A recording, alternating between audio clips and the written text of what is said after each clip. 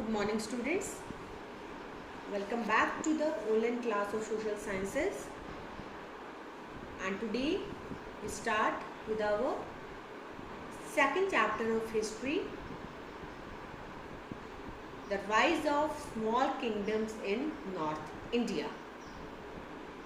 In your book, this chapter is on page number 73.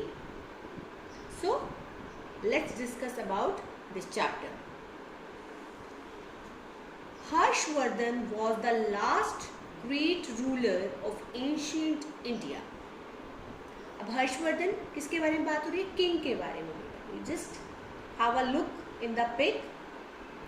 He was the ruler at that time. Ancient India के जो ruler रहे थे हर्षवर्धन, ठीक है बच्चा, the last great ruler of ancient India, last ruler थे ये हमारे इंडिया के. After his death the whole empire disintegrated into many small kingdoms due to miserable economic conditions and lack of proper administration by his weak successors. पूरा का पूरा किस पर hold था? हर्षवर्धन का किंग का बेटा, नॉर्थ इंडिया. बट जैसे ही डेथ हुई, after the death of the king Harshavardhan, जितना भी इनका एम्पायर था, the whole of the empire would be disintegrated. वो क्या हो गया? टूट गया, स्प्लिट हो गया. और किस में स्प्लिट हो गया, टूट गया? बड़ा सा किंगडम में छोटे छोटे किंगडम्स में डिसइंटीग्रेट हो गया, स्प्लिट हो गया, due to the miserable economic conditions and the lack of proper administration by his weak successor. उसका रीजन क्या था इतने बड़े किंगडम का छोटे छोटे किंगडम्स में स्प्लिट हो जाना? मिजरेबल इकोनॉमिक कंडीशंस, बहुत खराब वहाँ पे कंडीशंस हो गई थी, सर्वाइवल मुश्किल हो गया था, सब दूसरी जगह पर शिफ्ट होने लग गए थे, प्रॉपर कोई एडमिनिस्ट्रेशन ही नहीं था, कोई रूल ही नहीं कर पा रहा था. और ये क्यों हुआ था? क्योंकि जो हर्षवर्धन के बाद उनके जो सक्सेसर्स थे, जिन्होंने उस किंगडम को संभाला था, सक्सेसर्स क्या थे? उनके बाद आने वाले जो संभालने वाले थे उस किंगडम को, वो क्या थे? दे वर वेरी वीक, वो बहुत ज्यादा वीक थे. This was a period of political instability in north India. और हर्षवर्धन के बाद बच्चे ये जो पीरियड था जहाँ पर बहुत ज़्यादा इंस्टेबिलिटी आ गई थी, क्योंकि एडमिनिस्ट्रेशन क्या हो गया था? Was very weak, conditions were worst, खराब हो गई थी बिल्कुल. और बहुत सारी नॉर्थ इंडिया में क्या आ गई थी? पॉलिटिकल इंस्टेबल, मतलब कुछ भी नहीं पता चल रहा था, nothing was there. 3 powerful kingdoms arose between 750 CE and 1000 CE out of the ruins of Harsha's empire. अब 3 पावरफुल किंगडम्स बेटा बने इससे, इस किंगडम से अरोज हुए. किस इरा में अरोज हुए? किस टाइम पीरियड में वो अरोज हुए? 1750 CE से 1000 CE के टाइम पीरियड के बीच में 3 new kingdoms were emerged out of the ruins of Harsha's empire. वो किससे एमर्ज हुए? कहाँ से बने? हर्षा के एम्पायर से, हर्षवर्धन के किंगडम से. और and hence this period is also known as the age of 3 empire. जब वो 3 किंगडम्स बने बेटा after the ruins of the Harsha's empire, that time period was known as the ages of 3 empire. क्योंकि 3 kingdoms बने तभी उसको नाम दिया गया ages of 3 empires. So the Rashtrakutas took over the control in the northern part of the Deccan. अब जो first था उसने कहाँ पर कंट्रोल किया? Name of that kingdom was Rashtrakutas. और उनका कंट्रोल कहाँ पर था? पूरे आपके डेक्कन पर, northern part of the Deccan one. ध्यान रखना बेटा, ये आपके मैप में भी शो हो रहा है, ये आपको राष्ट्रकूटास वाला एरिया, ठीक है ना. तो ये सारा का सारा जो डेक्कन पार्ट था, ये किसके अंडर था? आपका डेक्कन और राष्ट्रकूटास के अंदर. The Palas in the eastern India, Bengal and Bihar region. अब जो पालास थे बच्चे आपके, वो कहाँ पर थे? किस रीजन्स में थे? ईस्टर्न इंडियाज में, ठीक है बच्चे. ये देखो मैप में, हाँ, दिस वॉज द रीजन्स. ये आपका बंगाल और बिहार रीजन है. एंड द प्रतिहारास इन अवंती. प्रतिहारास कहाँ थे? आपके किस रीजन्स में आ रहे थे? आपके राजस्थान वाले रीजन्स में, southern of the Rajasthan end of the Gujarat one. The three main kingdoms दो कॉन्टिन्यूसली एंगेज्ड इन वॉर्स। ये तीनों के तीनों जो किंगडम्स थे ना बच्चे आपके, आपका राष्ट्रकूटास था, आपका पालास था, आपका प्रतिहारास था, ये तीनों के तीनों kingdoms they always engaged in Wars. Continuity में वॉर्स में एंगेज्ड रहते थे, कॉन्टिन्यूटी में ये लोग वॉर्स में इन्वॉल्व रहते थे। was successful in providing stable administration। और wars क्यों करते थे बेटे? why they have the war, why they had the wars with the others, कि किसी तरीके से क्या हो जाए, जो स्टेबिलिटी आ जाए इन द एडमिनिस्ट्रेशन की, जो उनके किंगडम्स हैं, जिन किंगडम्स पर वो रूल आउट कर रहे हैं, उसमें एक स्टेबल एडमिनिस्ट्रेशन हो which help in the progress of art and literature. और वो स्टेबल एक एडमिनिस्ट्रेशन किस चीज़ में हेल्प करे, किस चीज़ की प्रोग्रेस हो वहाँ पर, एक आर्ट की और एक लिटरेचर की। तो let us study them one by one. So the first one is बच्चे राष्ट्रकूटास, जो आपका फर्स्ट एम्पायर था, जिसको पूरे के पूरे आपके किसने, नॉर्दर्न पार्ट ऑफ डेक्कन में जिसका इन्फ्लुएंस था, पूरा का पूरा कंट्रोल था। The Rashtrakutas established the most powerful empire in the northern Deccan in 753 CE। पूरा का पूरा सबसे ज़्यादा जिसे कहते हैं कि पावरफुल एम्पायर था बेटा, और नॉर्दर्न एम्पायर में इसका कंट्रोल था। और किस इरा में था, किस टाइम पीरियड में था, 753 कॉमन इरा में।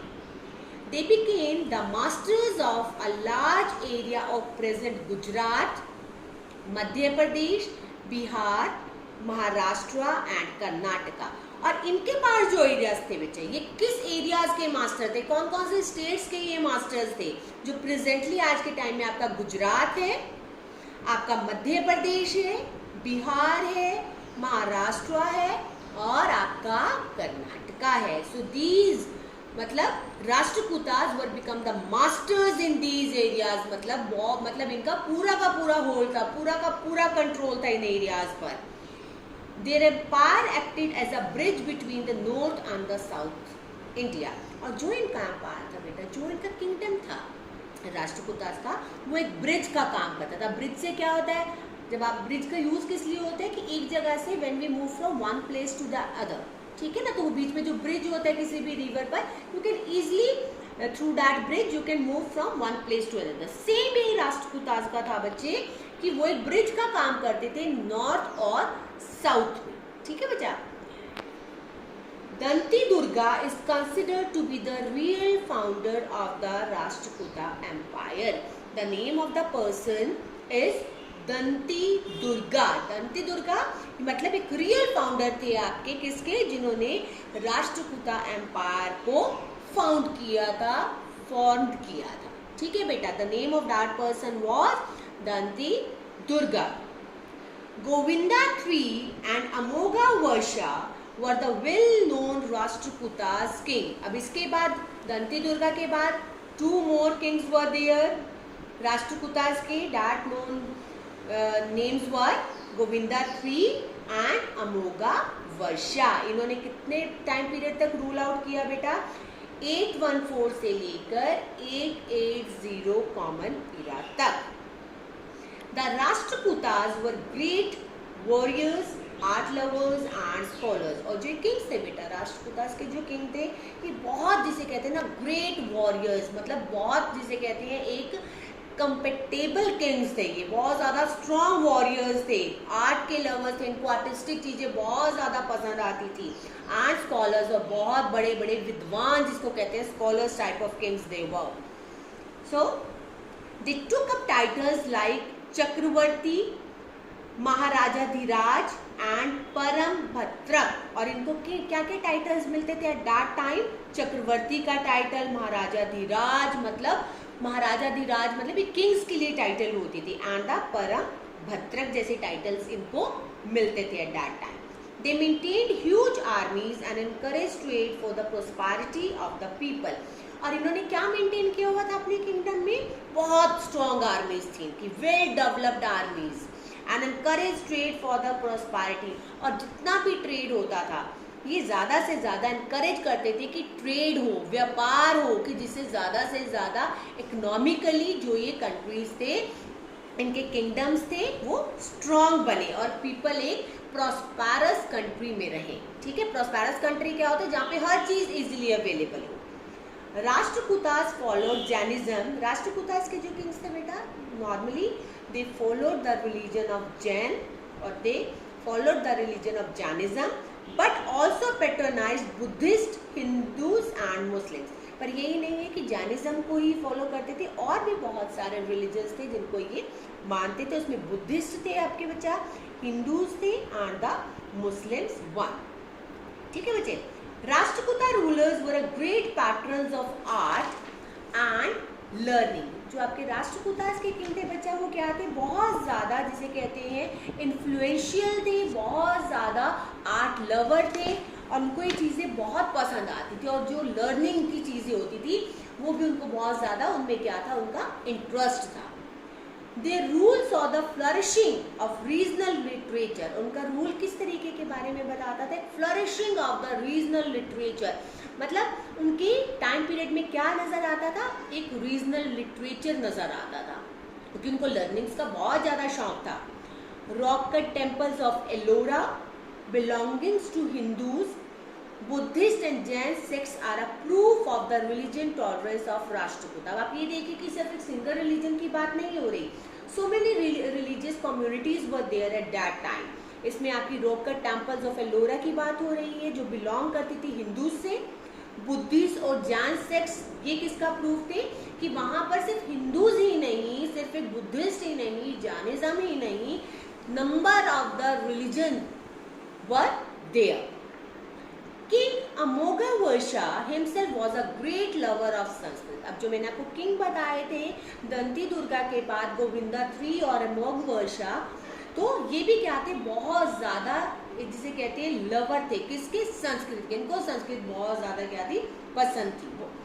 He wrote Kavirajamarga, one of the earliest works in Kannada poetry. और इन्होंने क्या लिखा था? अमोघवर्षा ने एक कन्नड़ में एक पोइट्री लिखी थी जिसका नाम था कविरागा मर्गा। ठीक है बच्चा, ये किसने लिखी थी? अमोघवर्षा ने। At that time, by the end of the 10th century, the Cholakya's crushed the power of Rashtrakutas and took over the control of their kingdom। और बाय द एंड ऑफ, जैसे ही आपकी 10th century बेटा खत्म होने लगी, चोलक्याज आ गए थे। अब चोलक्याज ने क्या कर दिया? जो भी इनका किंगडम था उसको बुरे तरीके से डिस्ट्रॉय कर दिया, क्रश्ड कर दिया, और इनके सारे किंगडम पर अब कंट्रोल किसका आ गया था? चोलक्याज का। So what we have done in this part, we have done about the small kingdoms and a little bit topic of Rashtrakutas. In our next video, we are talking about the Palas and Pratiharas. So thank you. Have a nice day.